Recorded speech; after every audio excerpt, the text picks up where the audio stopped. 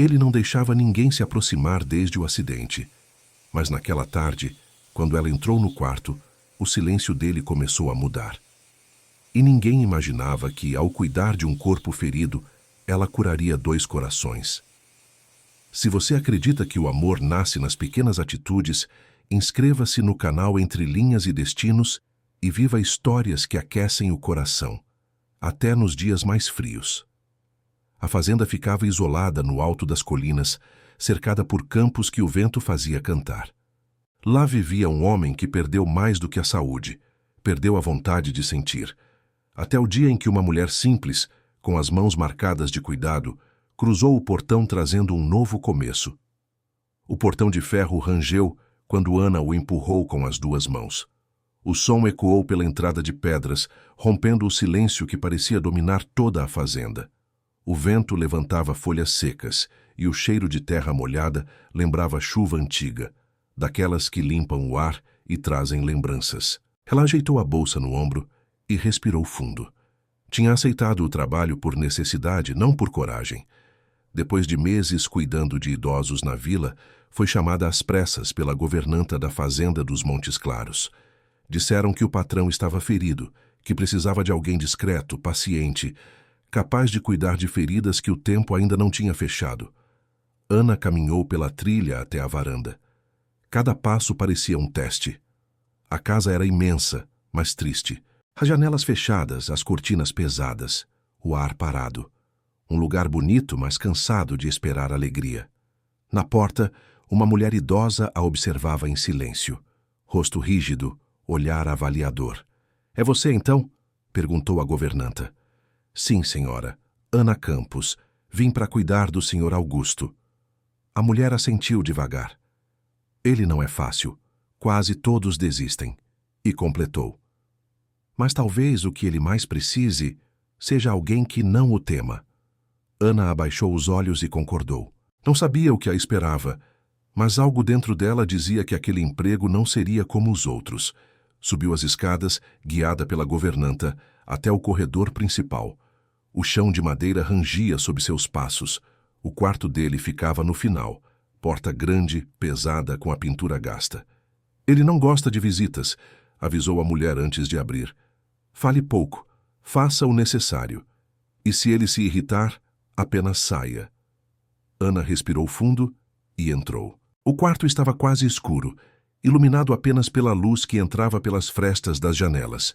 O homem estava de costas, sentado numa cadeira diante da janela, o braço esquerdo preso por uma tipóia. As cicatrizes no rosto ainda marcavam o que restou de um acidente recente. "Bom dia, senhor Augusto", disse ela com voz baixa. "Sou Ana. Vim cuidar do senhor." Ele não respondeu. Apenas virou o rosto ligeiramente, o suficiente para que ela visse o olhar frio e cansado. "Não pedi por ninguém", murmurou ele. "E não preciso de ajuda." Ana manteve o tom calmo. "Mesmo assim, estou aqui." Silêncio. O tipo de silêncio que pesa. Ela se aproximou da mesa onde havia uma tigela com panos limpos e um vidro de pomada.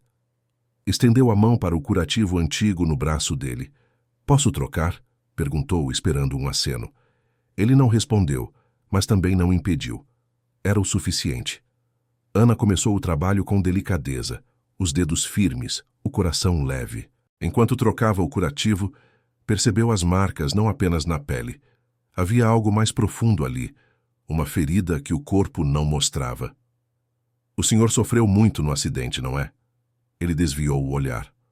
"Sofrer é o preço de quem confia demais."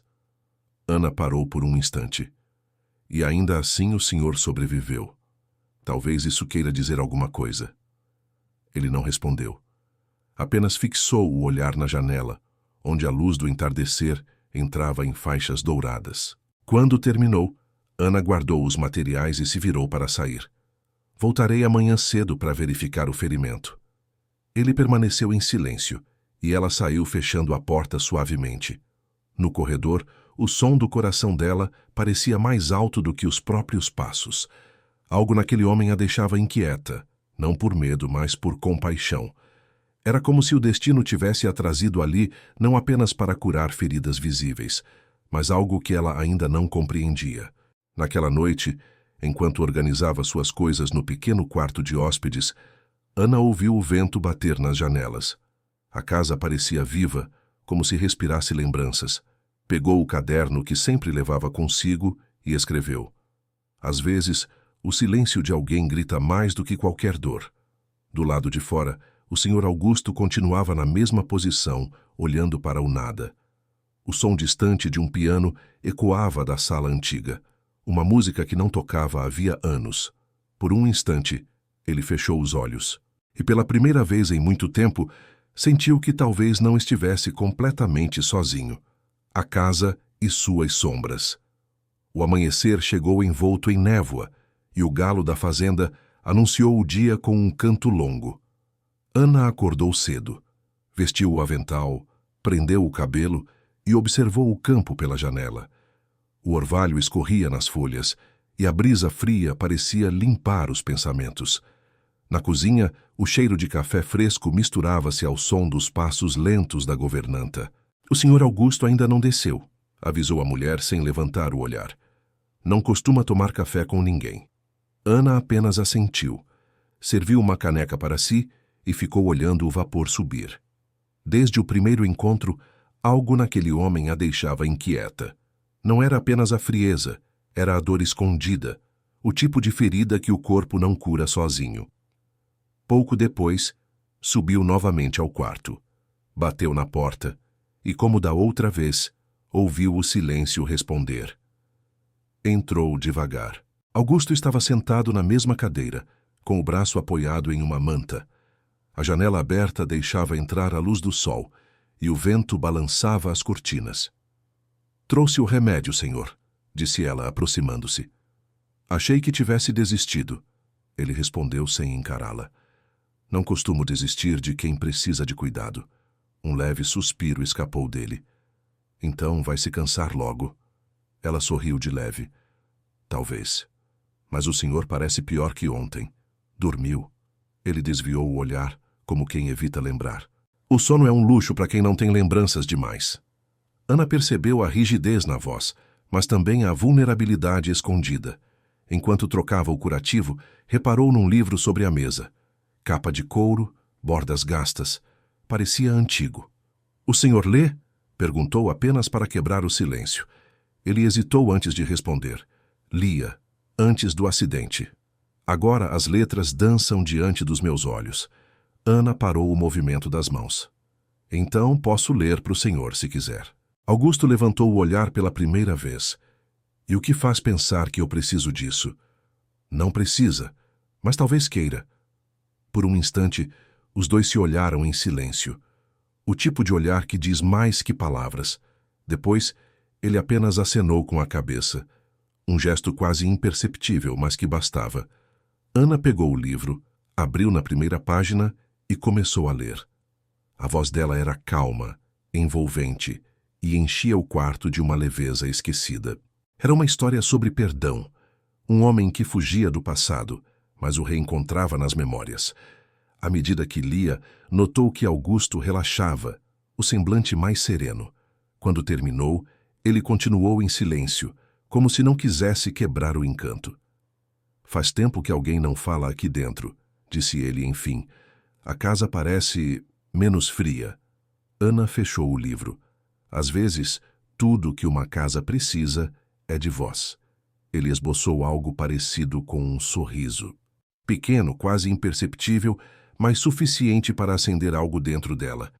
Nos dias seguintes, a rotina se repetiu. Curativos, leitura, silêncio. Aos poucos, o quarto antes sombrio começou a mudar. As janelas abertas, o som de passos, o cheiro de chá de ervas preparado por Ana. Até o piano antigo na sala voltou a ser afinado, por insistência dela. Certa tarde, enquanto trocava o curativo, Ana reparou numa fotografia emoldurada na mesa. Augusto ao lado de uma mulher sorridente, os olhos cheios de vida. "Ela é bonita", comentou. "Sua esposa?" Ele demorou a responder. "Era. Partiu há 2 anos." Ana sentiu o ar pesar. "Sinto muito." "Não sinta." Ele suspirou. "O acidente não levou só o meu braço.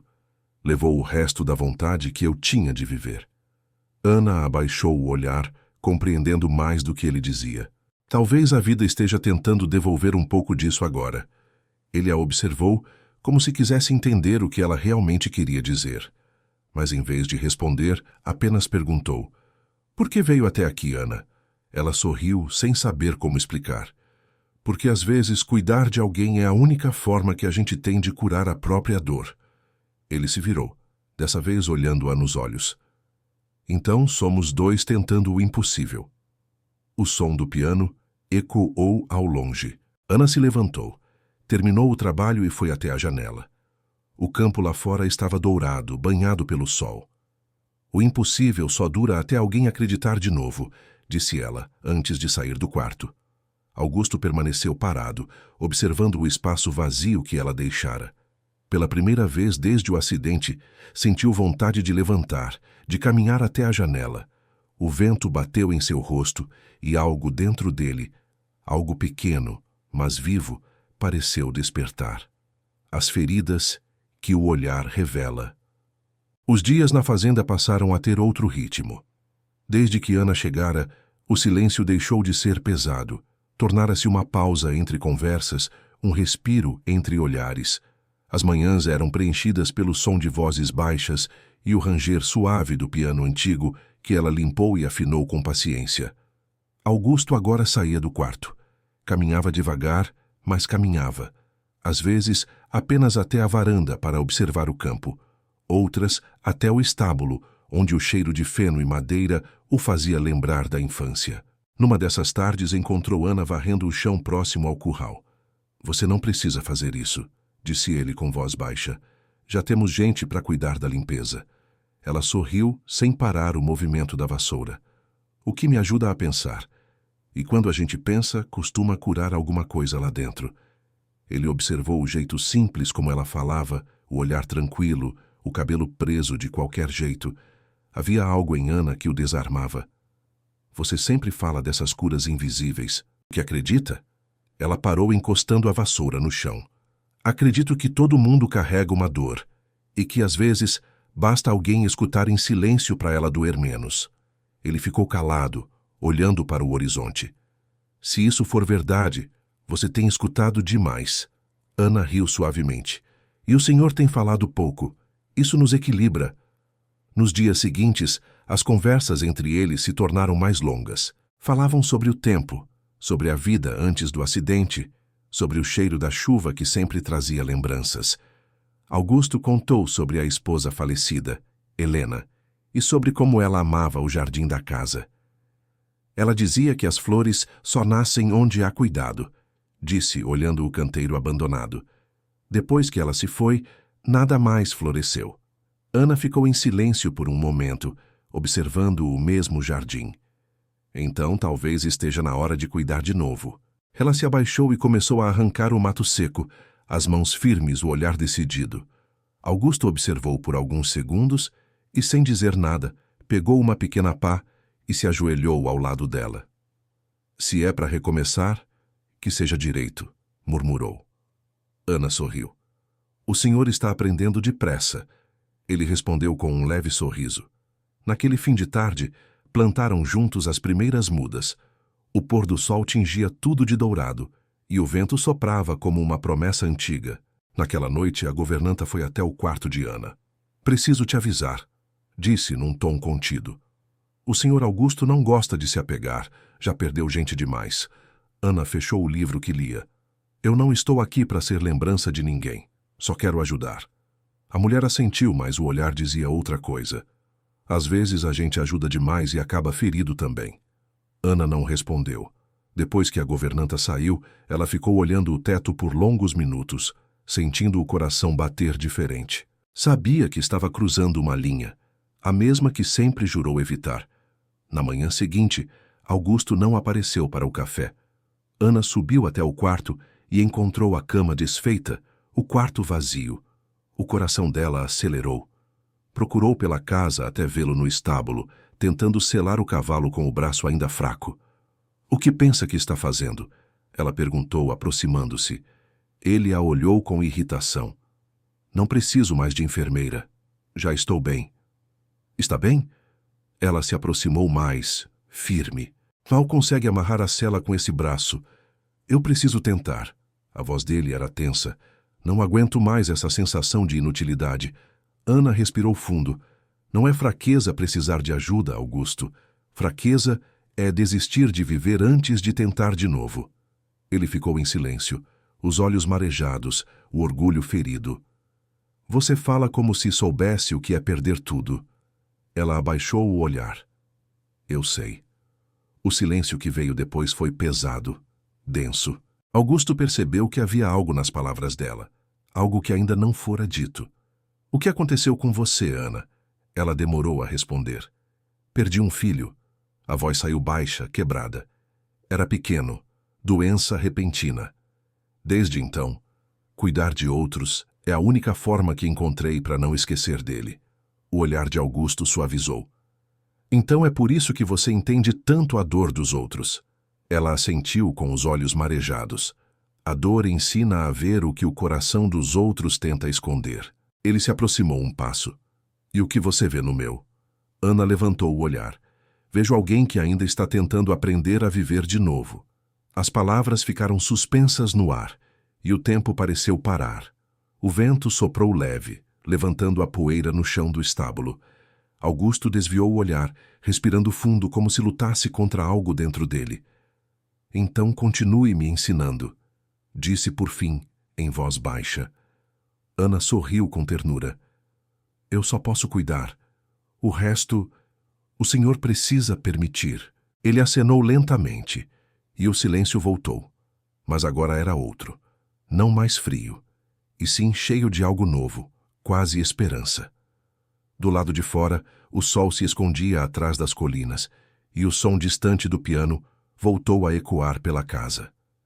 E pela primeira vez, desde a morte da esposa, Augusto sentiu que talvez o coração tivesse encontrado um motivo para bater diferente.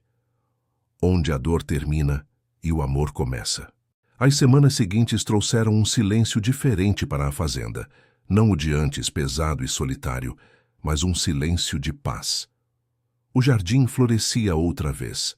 As cores invadiam o quintal e o cheiro das flores se misturava ao vento quente que soprava do campo. Augusto caminhava todos os dias, agora sem apoio. Às vezes ainda sentia dores, mas aprendia a ignorá-las, como quem decide viver mesmo com cicatrizes. Ana continuava ao seu lado, ajudando nos cuidados, preparando chás, lendo histórias. Mas o que realmente os curava não estava nos remédios, estava no tempo que passavam juntos, nos olhares que já não fugiam um do outro. Certa tarde, ela o encontrou na varanda, olhando para o horizonte. O sol se punha devagar, tingindo tudo de dourado. Está melhor, disse ela sorrindo. Estou vivo, e isso já é mais do que esperava há meses. Ana se aproximou, parando ao lado dele. Viver é diferente de existir, Senhor Augusto.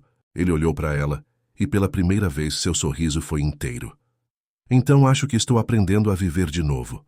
Por um instante, ficaram em silêncio, ouvindo apenas o vento. Até que Augusto falou, com a voz mais suave que ela já ouvira dele. Há algo que quero te mostrar. Ele desceu os degraus da varanda e a levou até o jardim. No centro, entre as flores novas, havia uma pequena placa de madeira, simples, com letras gravadas à mão. Ana se abaixou para ler. Para quem me ensinou que feridas também florescem. Os olhos dela se encheram de lágrimas. Foi o Senhor quem escreveu isso. Eu precisava agradecer. Ele respirou fundo, a voz embargada. Quando você chegou, eu só via a morte por perto. Agora, vejo a vida. Vejo você. Ana desviou o olhar, tentando conter o choro. Eu só fiz o que qualquer pessoa faria. Não. Ele se aproximou. Ninguém mais ficou. Ela o olhou nos olhos, e o tempo pareceu parar. Augusto estendeu a mão boa tocando de leve o rosto dela. O gesto de alguém que ainda tem medo, mas decide tentar. Desde que Helena se foi, achei que o amor tinha acabado. Mas você me mostrou que o amor não acaba. Ele só muda de forma. Ana segurou a mão dele. O amor não morre, Augusto. Às vezes só adormece esperando ser cuidado. Ele sorriu com os olhos marejados. Então acho que você o acordou. Nos dias que seguiram, a vida retomou o curso. Ana não era mais apenas a cuidadora. Tornara-se parte da fazenda, da rotina, da esperança. Augusto voltou a administrar os negócios, caminhando entre os campos com passos firmes. E à noite, o som do piano voltava a encher a casa, agora tocado pelos dois, lado a lado, entre risos e silêncios confortáveis. Certa noite, enquanto observavam a lua refletida no lago, Augusto falou: "Sabe, às vezes penso que o destino foi cruel comigo." Ana o olhou, curiosa. "E por quê?" "Porque me tirou tudo." Ele fez uma pausa. "Mas pensando bem, talvez tenha sido justo, porque no fim me trouxe você." Ela sorriu, os olhos brilhando na luz da lua. "O destino só é cruel quando a gente desiste de escutá-lo." Augusto a observou por um instante. Então, devagar, segurou a mão dela e disse: "Eu não quero que vá embora quando meu braço sarar." Ana sentiu o coração acelerar. "E se eu disser que já não sei mais para onde ir?" Ele deu um passo à frente, a voz quase num sussurro. "Então fique. Fique e me ensine todos os dias a viver." Ela sorriu entre lágrimas. "Só se prometer nunca mais fugir da vida." "Prometo." E ele completou: "Desde que a vida traga você junto." O beijo veio como o desfecho natural de uma longa espera. Não havia pressa, nem urgência, apenas a certeza de dois corações que se reconheceram na dor e decidiram se curar juntos. Na manhã seguinte, a governanta observou da varanda os dois caminhando pelo jardim. As flores novas balançavam ao vento e o perfume de jasmim tomava o ar. O rumor pela fazenda era que o patrão voltara a sorrir. Ana olhou para o céu e respirou fundo. Sentia que o filho que perdera agora vivia dentro de cada gesto de amor que dava, e naquele homem encontrara não o que havia perdido, mas o que ainda podia construir. Augusto a observava em silêncio. "O que foi?" perguntou ela. "Nada", respondeu ele, com um sorriso sereno. "Só estava pensando que às vezes o amor chega quando a gente já nem acredita mais." E naquele instante, o vento soprou entre as flores, espalhando pétalas pelo caminho. O som do piano voltou, vindo lá de dentro da casa. E a fazenda dos Montes Claros, por fim, parecia viva outra vez.